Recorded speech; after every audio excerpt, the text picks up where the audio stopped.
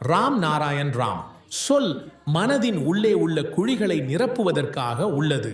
அதை மனதை உணவு தேவை. உணவு எல்லோருக்கும் வேண்டும்.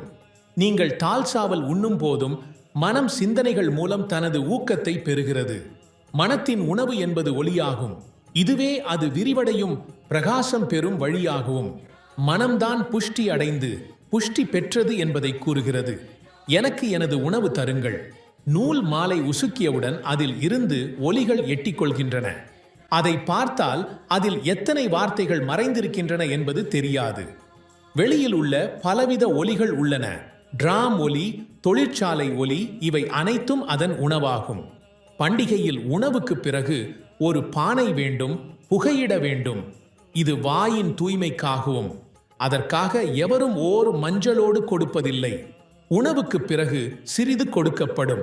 வெறும் வாயின் தூய்மையுடன் வயிறு நிரப்பப்படுவதில்லை. எவ்வளவு மரியாதையுடன் அழைத்து பின்னர் கூறப்படுவது 2 டிப்பா வாயின் தூய்மையை சாப்பிடுங்கள் என்று. இதை பேசுவது எப்படி தெரிகிறது? உண்மையான விஷயம் கொடுக்காமல் வாயின் தூய்மையை கொடுக்குவது எனக்கு நகைச்சுவையாக தோன்றுகிறது. ஆனால் இங்கே நாம் அப்படி நகைச்சுவையான செயல்களை செய்து கொண்டிருக்கின்றோம். சிந்தனை செய்யும் மனிதர்களுக்கு இது அசாத்தியமாக தோன்றுகிறது. நாம் எதையும் செய்தாலும் வேலை, சந்தை, மோதல், இதனை அனைத்தையும் வாயின் தூய்மையாக கருதுகிறோம். ஆனால் நாம் இதற்கே முக்கியத்துவம் அளிக்கின்றோம். ராம் நாராயண் ராம்.